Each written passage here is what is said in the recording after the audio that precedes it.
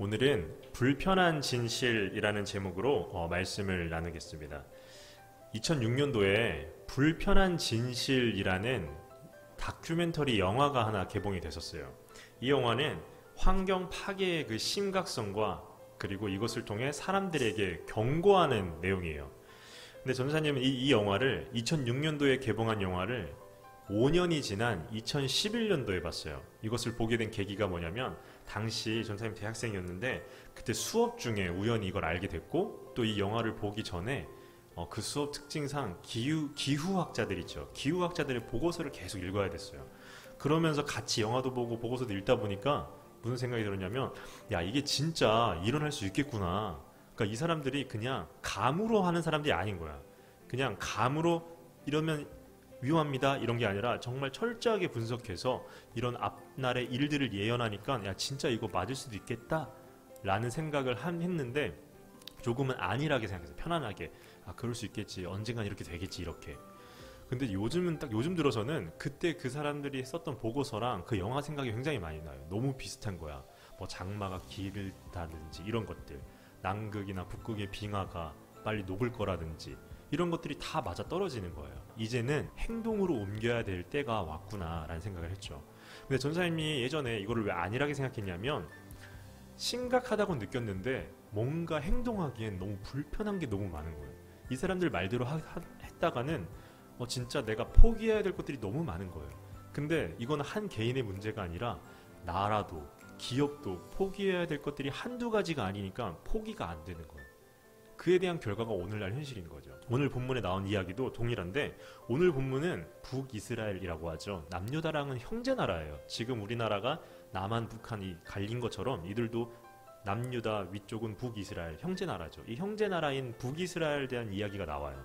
다만 예전에도 한번 얘기했지만 북이스라엘을 이 지파 안에서 에브라임 지파가 가장 컸기 때문에 에브라임이라고도 해요. 근데 이 에브라임이 이사야가 하는 말이 되게 불편한 거예요. 불편하고 막 듣기 싫어. 거북한 얘기를 자꾸 하는 거예요. 어떤 상황이었길래 이들은 이사야 말을 듣지 않았을까요? 오늘 본문은 아니었지만 이사야 28장 1절을 한번 봐주세요. 자, 시작. 에브라임의 술 취한 자들의 교만한 면류관은 화 있을진저 술에 빠진 자의 성 곧 영화로운 관같이 기름진 골짜기 꼭대기에 세운 성이여 쇠잔에 가는 꽃 같으니 화 있을진저. 아멘.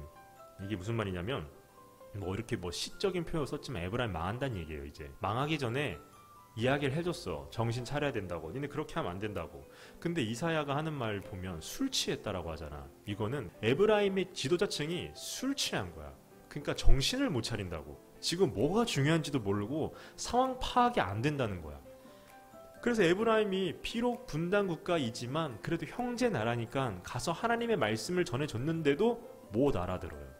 그래가지고 뭐라고 이야기를 하냐면 오늘 본문의 9절에 대한 이야기를 해주는 거예요. 자, 9절 우리 한번 읽어볼게요. 9절. 자, 시작.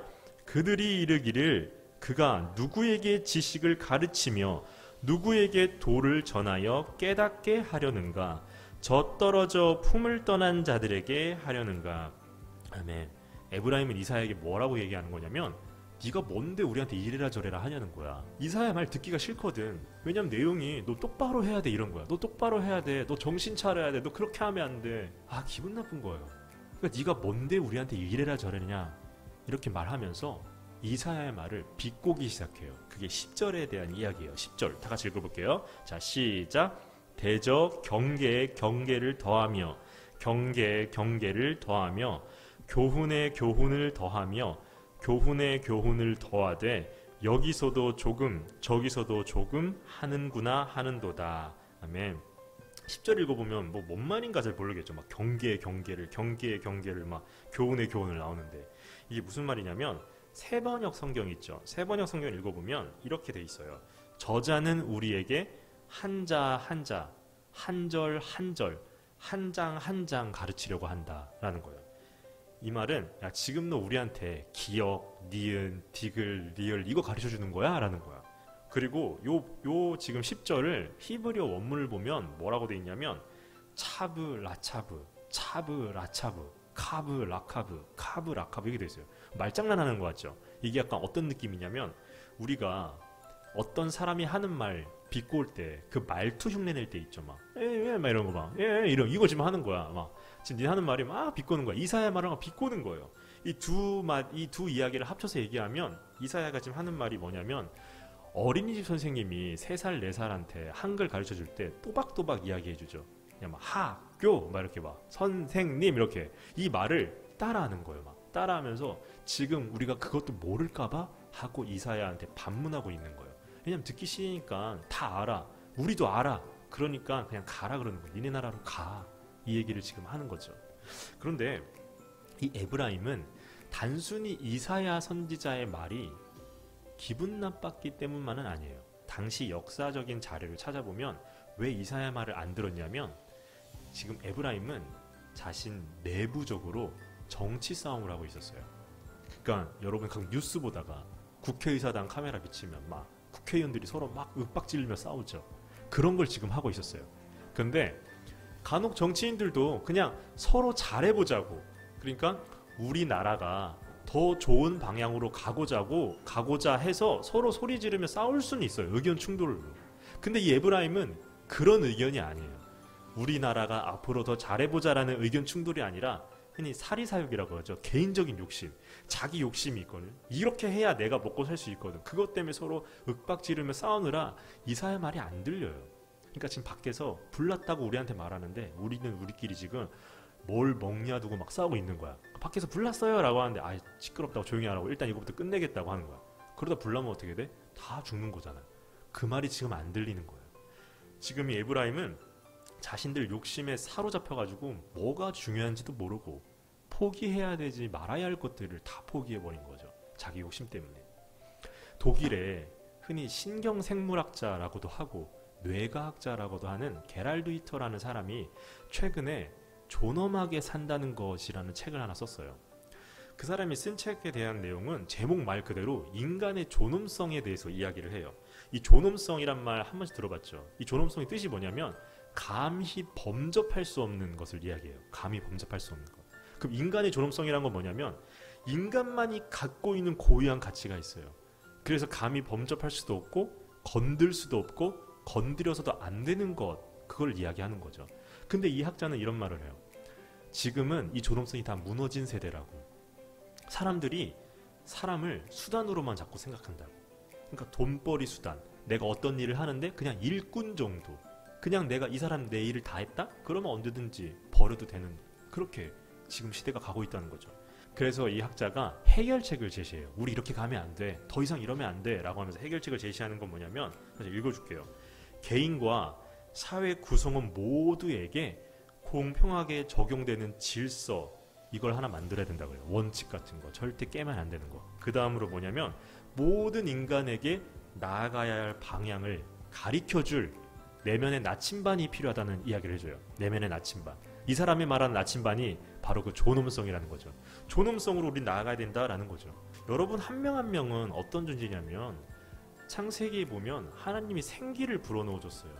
여러분이 호흡하는 건 하나님의 생기로 호흡하고 있는 거예요. 그런데 그 하나님의 생기로 호흡하는 사람들을 나의 수단으로 생각하고 있다는 거예요. 돈벌이 수단으로. 에브라임의 잘못이 그거예요. 지금 자신이 나라를 통치하는 사람들이라면 백성들을 생각했어야 됐어요. 내 욕심이 있었더라도 이사야의 말을 듣고 야 이렇게 하다가 나라가 망한다. 내가 이거 하나 더 먹으려다가 나라가 망한다. 잠깐 내려놓자. 백성들을 생각해서라도 저 말이 듣기 싫지만 그래도 듣자. 이렇게 생각했어야 돼요. 그런데 그들은 안 했죠. 그래서 인간에게 포기했다라는 평가를 받는 거예요. 이사야의 말이 불편했던 에브라임 지도자들처럼 우리도 포기해야 될 것들이 많이 있어요. 나 한 명만 생각하면 그냥 마음 편히 살면 돼요. 내 생명이 언제까지인지도 모르니까 나 혼자 누리자라고 생각하면 돼요. 그러나 더불어서 살기 시작하면 내 옆 사람들, 내 친구들, 내 멀리 있는 친구들, 가족들과 더불어 살기 시작하는 거, 내 주위에 있는 동식물들과도 더불어 살기 시작해야 된다라고 생각이 들면 하나 둘씩 포기해야 될 것들이 있어요. 불편하지만 그런 것들을 포기해야 돼요. 하나님이 코로나를 통해서 또 오늘 본문 말씀을 통해서 우리에게 주시는 메시지는 더불어 살라는 거예요. 그렇기 위해선 포기해야 될 것들이 있다. 그럼에도 포기하라는 거예요. 우리가 복음을 믿는다면 포기해야 된다는 거죠. 복음을 믿는 사람은 교회를 착실하게 나오는 사람이 아니라 하나님이 주시는 말씀대로 세상을 살아가는 거예요. 다들 이렇게 할 때 하나님의 말씀에 비추어 봤을 땐 이렇게도 되나? 한 번쯤 생각해보는 사람들이에요. 그 양심에 찔리기 시작하면 멈출 줄 아는 사람이 바로 복음을 믿는 사람이에요. 그러므로 우리 드림레드 친구들은 그리스도의 복음을 믿고 그 말씀대로 살아가는 하나님의 사람들이 되시길 주님의 이름으로 축복합니다. 기도할게요.